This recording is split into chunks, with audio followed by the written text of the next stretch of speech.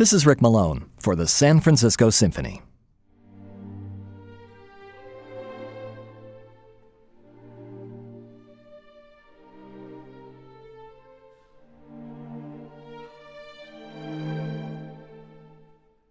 There are a lot of ways to say thank you to people who have helped you.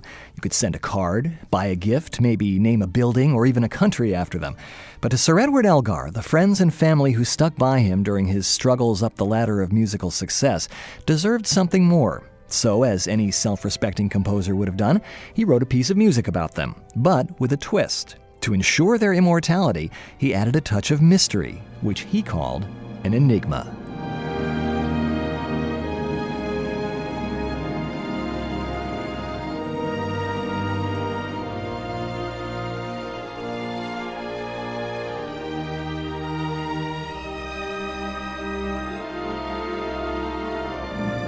One October evening in 1898, Elgar came home from a long day of teaching, lit a cigar, and began to improvise at the piano. One theme in particular struck his wife's ear, and she asked what it was. "Nothing," he replied, "but something might be made of it." Choosing some close friends as examples, he said, "Powell would have done this, or Nevinson would have looked at it like this." He played some more and asked his wife, "Who is that like?" "I cannot say," Alice Elgar replied, "but it is exactly the way Billy Baker goes out of the room. Surely you are doing something that has never been done before."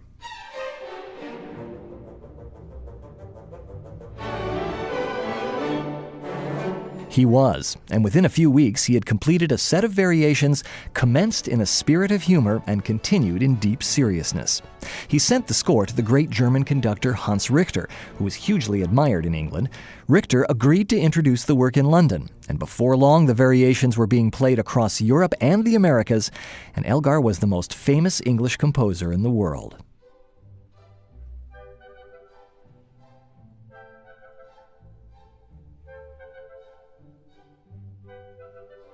Elgar's simple theme is followed by 14 variations dedicated to my friends pictured within. Each one represents a friend or family member identified only by a nickname or a set of initials. But Elgar always said that beneath these easily solved mysteries was the real enigma, darker and more deeply hidden. He wrote, "The enigma I will not explain. Its dark saying must be left unguessed." Further, through and over the whole set, another and larger theme goes but is not played, so the principal theme never appears, as in some late dramas, the chief character is never on the stage. End quote. The work's official title is Variations on an Original Theme. The word enigma appears in the score over the opening bars of the theme itself. The theme is presented in a simple three-part design: the opening, the second theme, and then a return to the opening. Elgar's biographer Diana McVeigh called it as productive as a gold mine. Variation 1, CAE, is Alice Elgar.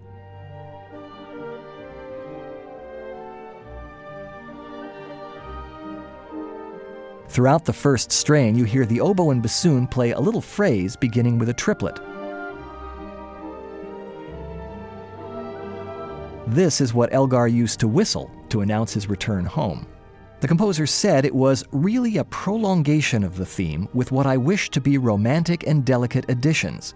Those who knew CAE will understand this reference to one whose life was a romantic and delicate inspiration. End quote.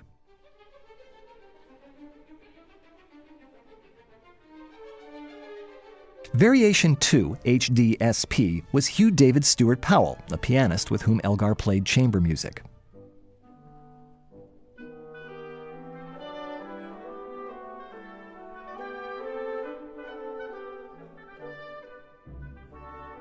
Variation 3, RBT. Richard Baxter Townsend was a classicist at Oxford who would ride through town on his bicycle, constantly ringing the bell. He was almost deaf and could not hear others approach, but wanted to be sure that they could at least hear him.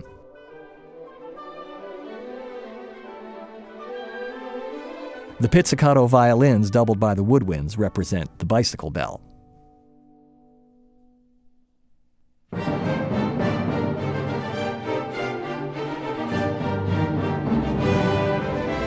Variation 4, WMB. William Meet Baker was, Elgar wrote, a country squire, gentleman, and scholar. This variation was written after the host had, with a slip of paper in his hand, forcibly read out the arrangements for the day and hurriedly left the music room with an inadvertent bang of the door.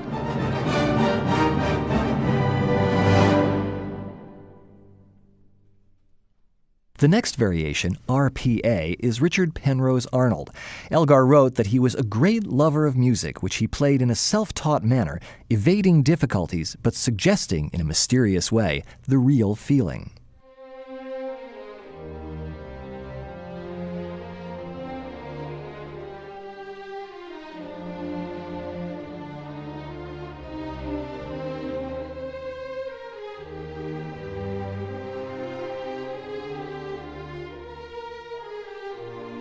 His serious conversation was continually broken up by whimsical and witty remarks.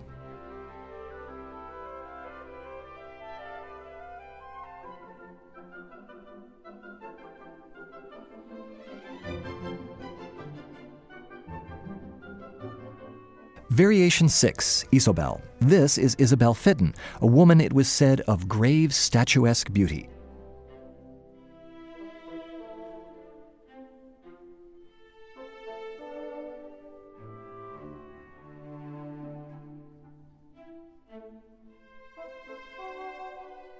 She was an amateur violinist who switched to viola for the neighborhood musicales, thus the viola solo.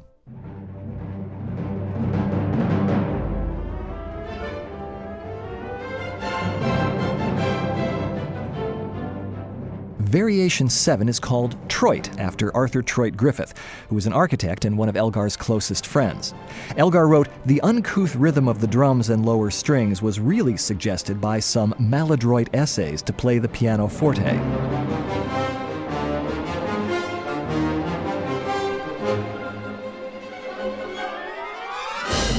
Later, the strong rhythm suggests the attempts of the instructor, Elgar himself, to make something like order out of chaos, and the final despairing slam records that the effort proved to be in vain.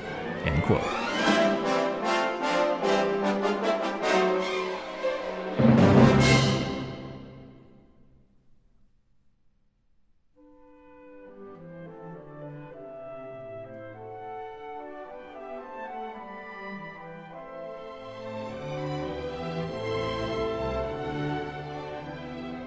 Variation 8, WN, is named for Winifred Norbury, but it's less a portrait of Miss Norbury than that of Sherridge, the 18th century house where she lived with her sister Florence. The gracious personalities of the ladies are sedately shown, Elgar wrote, with a little suggestion of a characteristic laugh.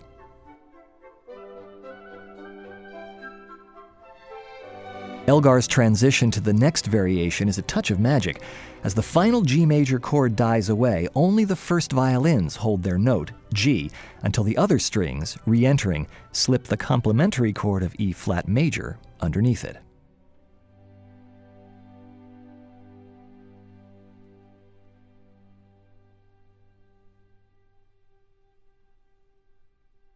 And there, in a new world,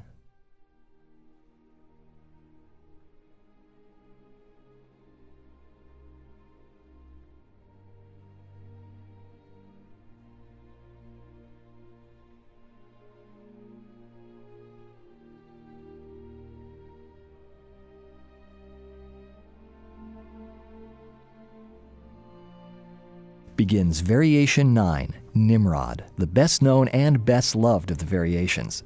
Jaeger is the German for hunter, and Nimrod is the mighty hunter mentioned in Genesis. August Jaeger was Elgar's publisher and friend who, more than anyone except Alice Elgar, sustained the composer through his frequent and severe periods of depression. Elgar wrote, "The variation is the record of a long summer evening talk when my friend discoursed eloquently on the slow movements of Beethoven and said that no one could approach Beethoven at his best in this field, a view with which I cordially concurred. It will be noticed that the opening bars are made to suggest the slow movement of the Pathetique Sonata."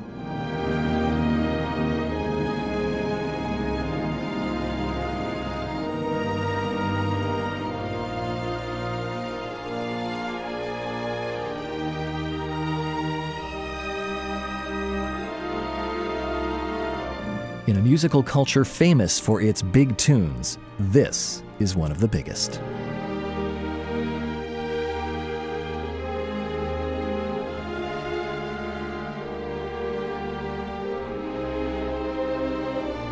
Variation 10, Dorabella, Intermezzo. Dora Penny was one of Elgar's closest female friends.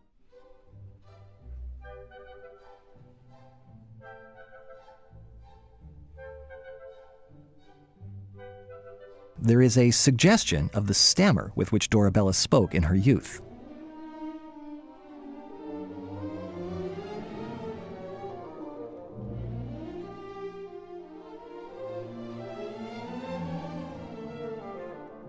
But there is also a suggestion of something deeper, feelings on both sides powerfully suppressed.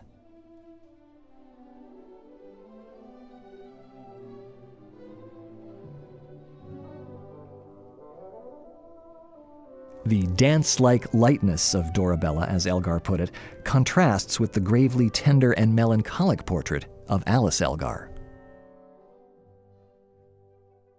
Variation 11, GRS, is George Robertson Sinclair, who is organist of Hereford Cathedral, but the music belongs to Dr. Sinclair's dog. In Elgar's words, this variation has nothing to do with organs or cathedrals, or except remotely with GRS. The first few bars were suggested by his great bulldog Dan, a well-known character, falling down the steep bank into the River Wye, his paddling upstream to find a landing place, and his rejoicing bark on landing. GRS said, "Set that to music." I did. Here it is.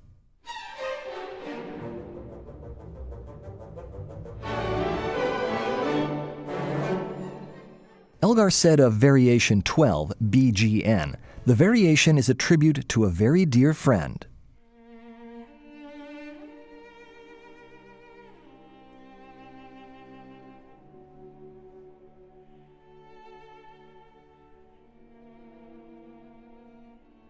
Whose scientific and artistic attainments and the wholehearted way they were put at the disposal of his friends particularly endeared him to the writer.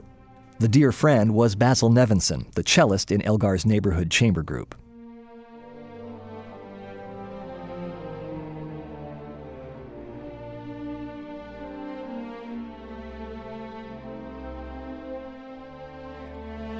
Variation 13 has the most mysterious title, 3 asterisks and the word romanza, which heightens the music's mystery. The variation starts harmlessly enough and sweetly, but after only a few bars, its course is interrupted by a strange rocking figure in the violas.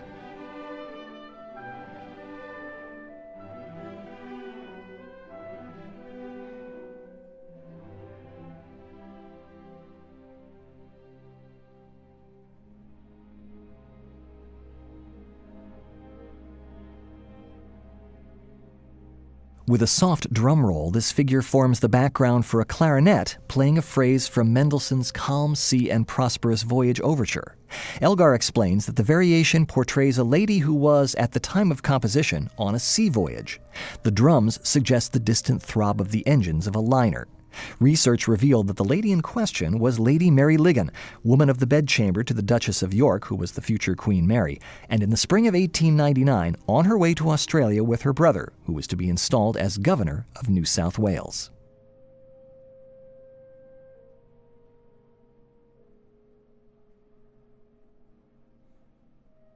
The music conveys a poignant sense of longing for someone far away.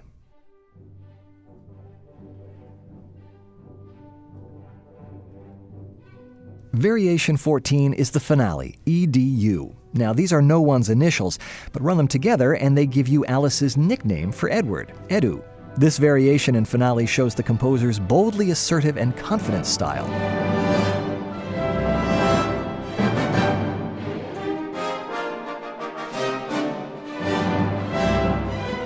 In other words, less than half of him.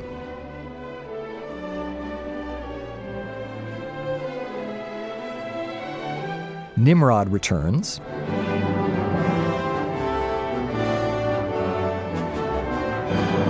As does Alice.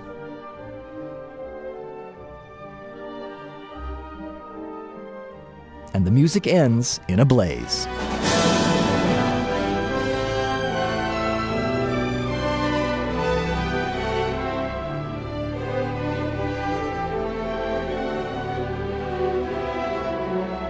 As portraits, the male variations are pretty straightforward. The female variations, on the other hand, are complex, ambiguous, and sometimes downright disturbing, like the varied but always intense relations Elgar had with the women in his life.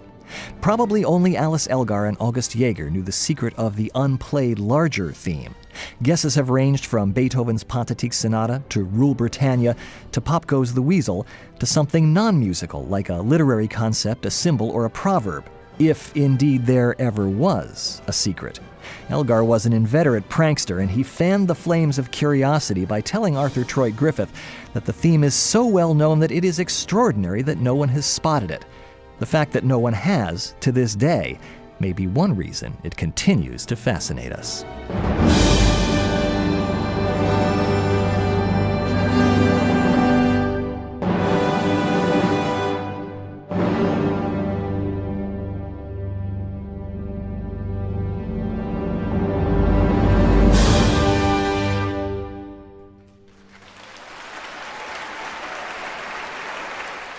This is Rick Malone for the San Francisco Symphony.